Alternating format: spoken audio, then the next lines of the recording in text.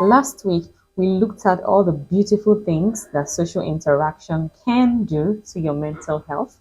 We looked at the different ways that you can uphold and maintain or sustain your social interactions and social networks, but we did not look at the possible disadvantages of social interactions, and that's why today we're going to be looking closely at the disadvantages of social interaction.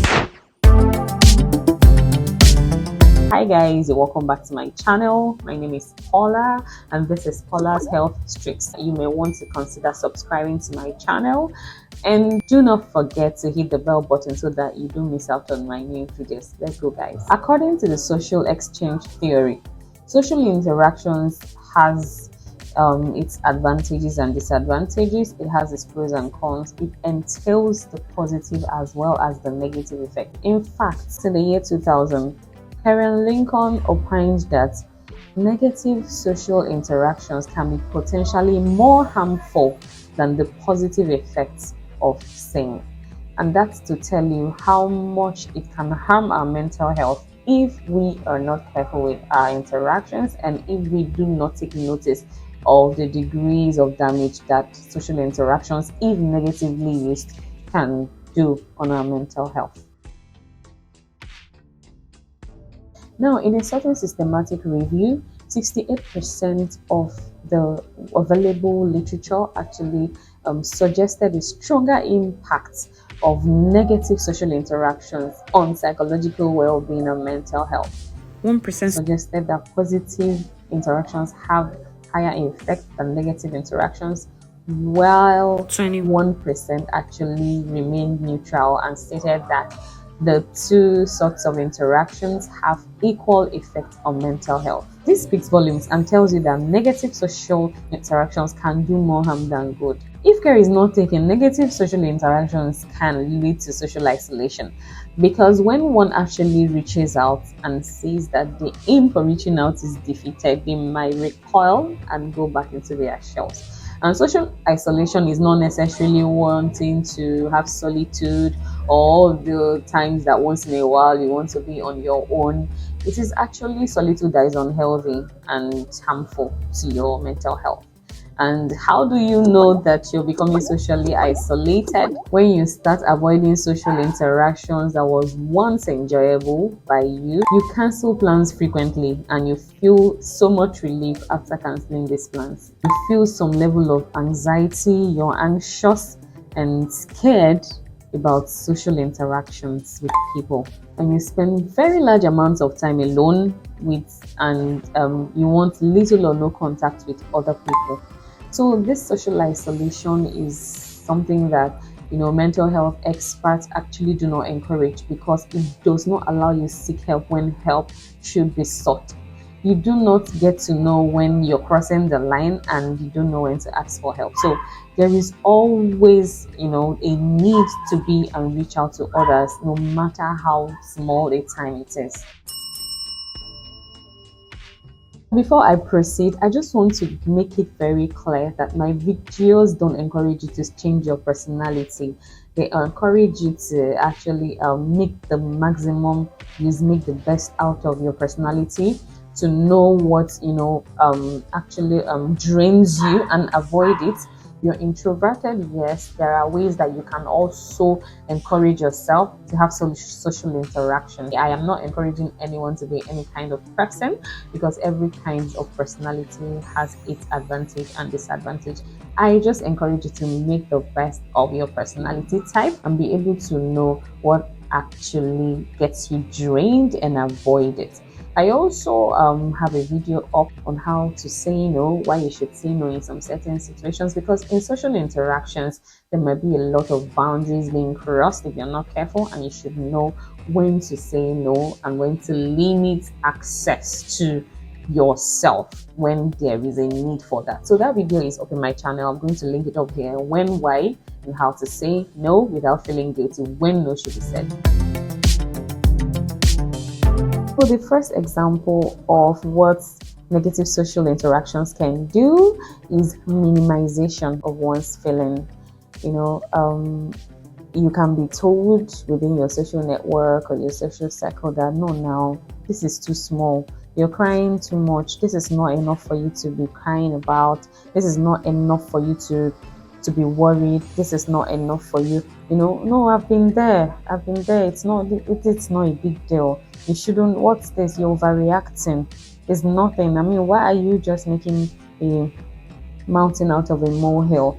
You feel guilty for having reacted the way you have reacted, and this just invalidates your feeling. It makes you feel like you don't have shock absorbers, you do not have a high threshold for pain, you do not have self-control. It just makes you feel I'm overreacting, and it actually create some level of risk, the risk of being numb. You can become numb when something similar happens. You don't react because you don't want to be termed that person that has no control over their feelings. You're expected to put up a facade. No, don't react. It's nothing. I've been there. I've been there and nobody knew I went through what I went through. So you get to see some people minimize your feelings and make your feelings invalidated. The second way is blaming. Something happens to you, and for every time that you reach out or you voice out to your social network or your social interactions, you are told it was all your fault, you were careless, so deal with it. There is nothing that can be done about it. The damage is done because you wouldn't listen. The damage is done because you wouldn't control yourself. You wouldn't put yourself in the right place. You wouldn't talk to yourself. You wouldn't call yourself to order. All this is your fault. It just defeats the essence of reaching out. I'm reaching out because I can't probably handle it alone, and you're blaming me for reaching out.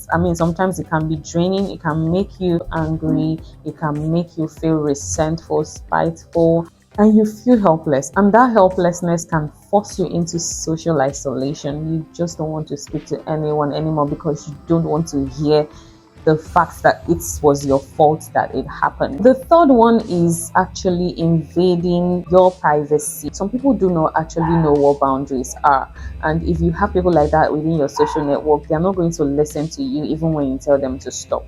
They do not expect you to tell them what to do. They choose the conditions, they choose the terms, they choose what they provide and how they provide it to you. After all, you need my help and I am the one offering you the help, so you should take whatever method of offer that I give to you. And that can actually be draining. Sometimes you regret ever bringing those people into your space. That's when you start seeing things like sexual harassment or advances that shouldn't have been there in the first place simply because you reached out to someone for mentorship. You start seeing people making some comments like, after all I did for you, I helped you, and just this little favor, you can't do it for me, and all of that. So it can actually be draining, and it can send lots of regret messages to the person who is actually going through psychological distress, and it can give the opposite effect of what you actually were yearning for on your mental health. I'll just go straight to telling you how you can handle negative social interactions in a way that it will not drain your mental health. So the first one is feedback. If you feel that within your social interactions there is someone who you're not getting the right vibes from, or someone who is making you feel bad about yourself, or someone who keeps blaming you, or someone who keeps making your feelings invalid, you should provide feedback to that person or the people. Let the person or the people know that you appreciate their attempt, but you do not feel comfortable with this method. You do not feel comfortable with your feelings being minimized or being invalidated. I will appreciate it if you please let me grieve. Can you please let me mourn? We all react differently to different things, and I will appreciate that you respect the way I'm reacting. The person might not know that's what they come off as. So when you give that feedback, they get to know that, okay, this is what this person feels. In some instances, they apologize and they retrace their steps and they handle it better. Secondly, you can state exactly what you need and what you want. In seeking social interactions that make you feel better, it is important for you to let people know, I just want a shoulder to cry on. I just want someone to listen to me. I don't want solutions. I don't want you to go telling me what to do at this moment. I won't be able to take it in. I think you should just listen. I just want to talk. And that way the person knows what exactly they've been hired for. I mean, they just know that they are just there to listen and to say, oh, sorry, okay, all right. Thirdly, this has to do with your relationship with the person in question or the people in question. If this person who keeps giving you negative vibes on your interactions with them is someone close, someone who is your partner, or you're dating them, or your spouse or your family member, seek therapy, because it's something you might not be able to do without you. It's going to confront you every day. Both of you can, or as many as you are, can go for therapy so that your communication skills can improve. Sometimes therapy can be all of you coming together, talk therapy, listen to each other. Others can be with the help of a specialist, a professional who helps you get through on how to communicate with each other. Because if you don't do that, these are people who you face every day. Running away is the only available option, because if you don't want to listen to all of the kinds of vibes that they give to you, then you would have to go away or withdraw from them. So seeking therapy to improve your communication skills is important. The last one is when all is said and done and there is no other way out, it's time to take a walk. You might save your life by taking a walk. If you keep seeing negativity projected at you and your predicaments being exaggerated or turned against you, and you can't live with it anymore, instead of you wanting to start thinking about things you shouldn't think about, like suicide, lowered self-esteem, or social isolation, it is time to take a walk and just walk away from the scene, walk away from the environment, walk away from the relationship, walk away from the social network or social interactions. In certain instances, it's risky for you to keep exposing yourself to negativity when you can actually voluntarily withdraw from it. So, in order to please people, we should not keep exposing ourselves to negativity. If you think you can cope with it, politely walk away from that negativity. Otherwise, those social interactions that you felt could improve your mental health might end up damaging components of your mental health. That's all on that for today. I'll see you in my next video. Continue to keep mentally fit, and don't forget to subscribe to my channel. Click on the bell button so that you don't miss out on my new videos. I'll see you guys some other time. Bye bye.